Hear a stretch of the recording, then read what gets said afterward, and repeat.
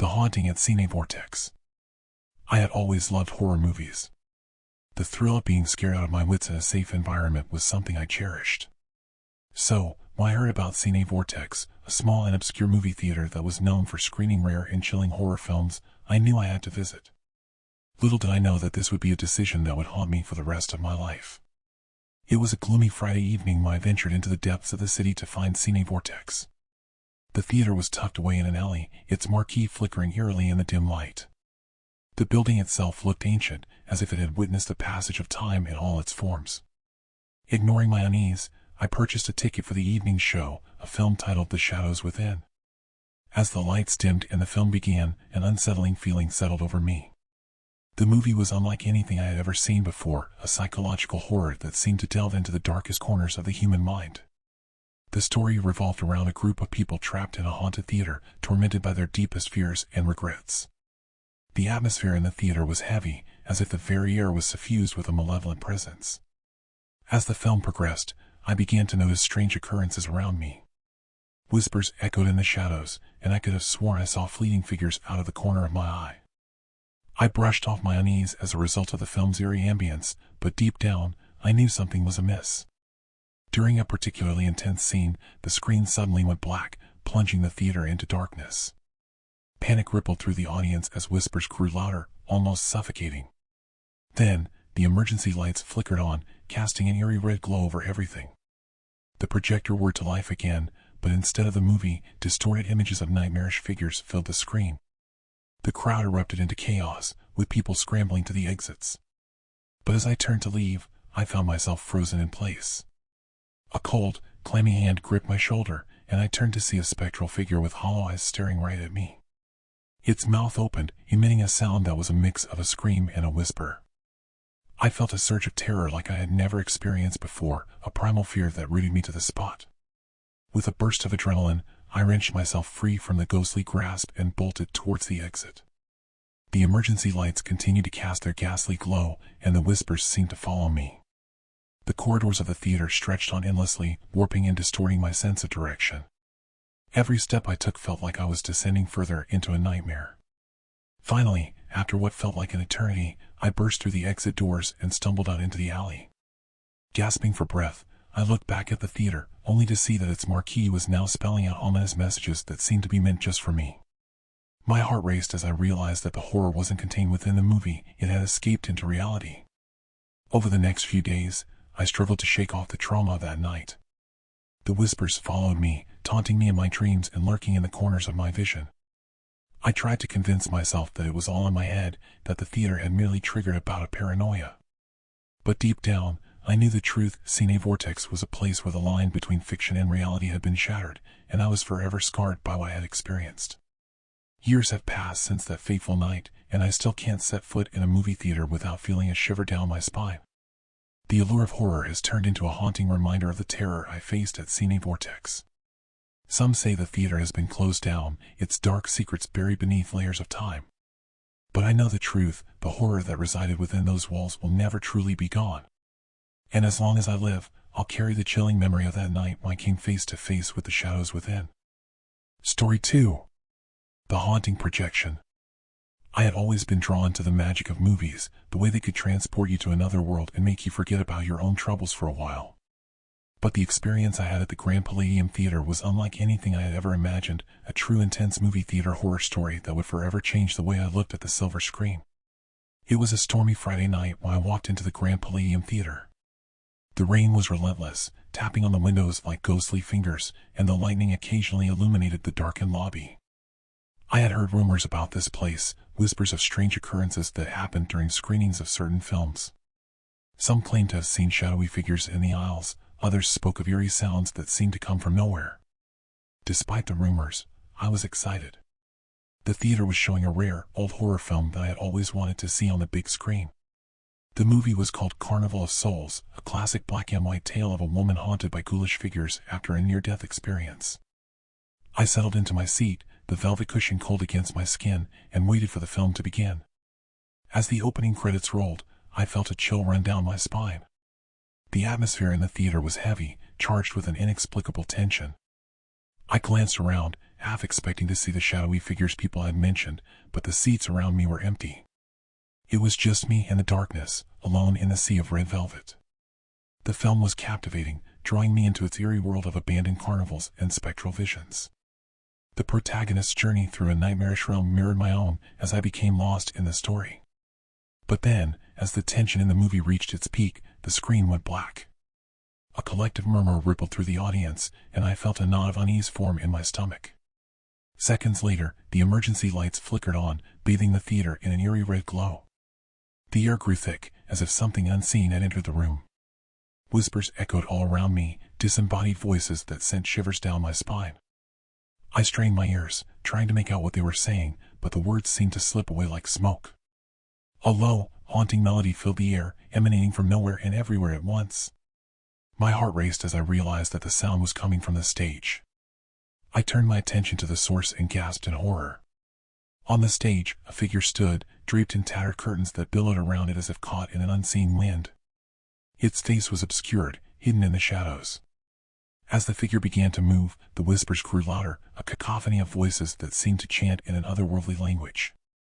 I wanted to run, to escape the theater, but my body was frozen, my eyes locked on the spectral performance before me. The figure moved with a grace that defied human limits, its movements both mesmerizing and terrifying. And then, the figure turned its head towards me, and I felt a jolt of terror unlike anything I had ever experienced. Its eyes glowed with an unnatural light, fixing me in their gaze.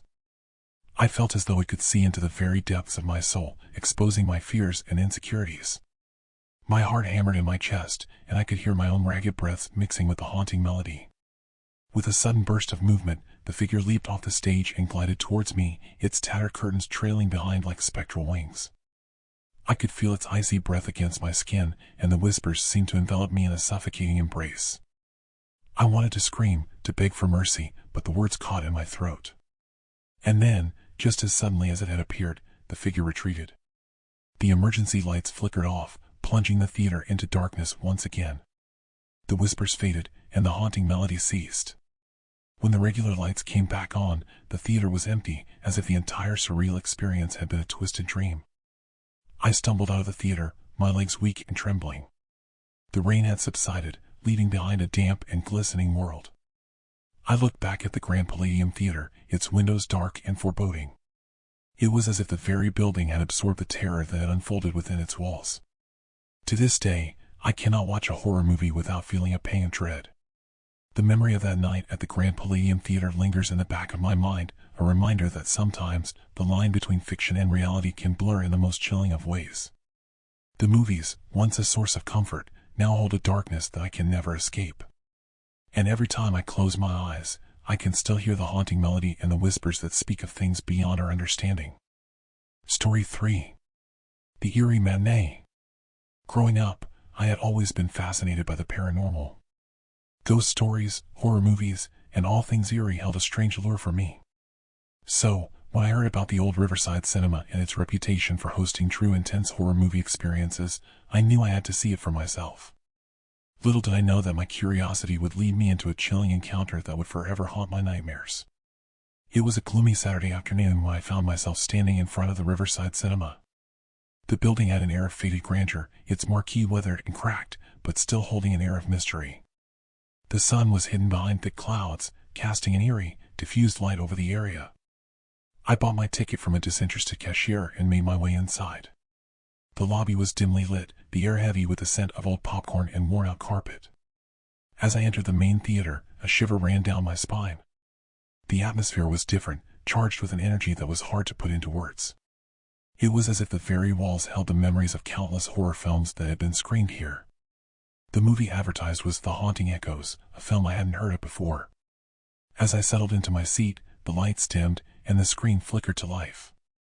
The opening scene showed a desolate mansion enveloped in mist, setting the tone for the eerie tale that was about to unfold. As the story progressed, I became increasingly engrossed in the film.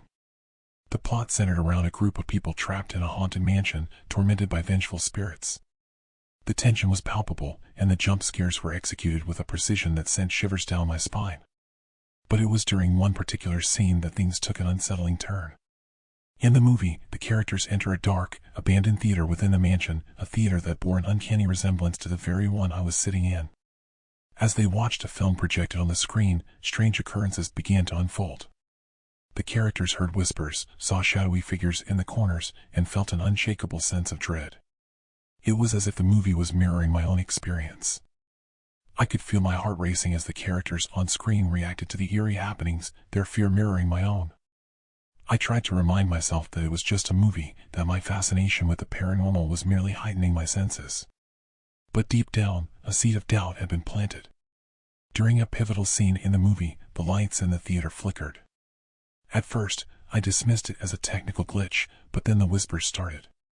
Soft, barely audible voices seemed to emanate from all around me, as if the very walls were whispering secrets.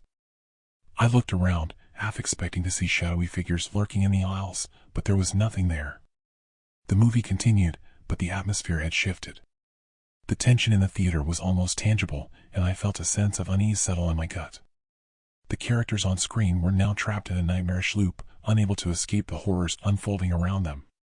And as I watched, a realization dawned on me. I, too, was trapped in this eerie matinee.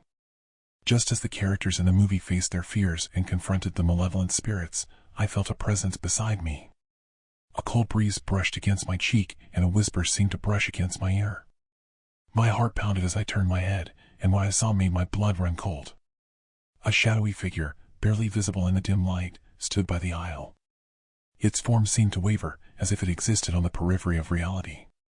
Its eyes glowed with an otherworldly light, fixed on me with an intensity that sent a chill down my spine. I tried to look away, to convince myself that it was a trick of my imagination, but I couldn't tear my gaze from those haunting eyes. The whispers grew louder, a cacophony of voices that seemed to speak in a language I couldn't understand. The figure began to glide towards me, its movement smooth and unnatural.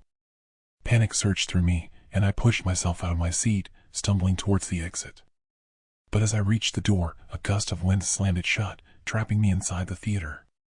The figure was now inches away from me, its presence suffocating. Its whispered words filled my ears, sending a wave of nausea through me. I felt as though I was drowning in fear, my rational thoughts giving way to primal terror. Just as the figure's hand reached out to touch me, the emergency lights flickered on, and the figure evaporated into thin air. The whispers ceased, and the theater was bathed in an eerie red glow.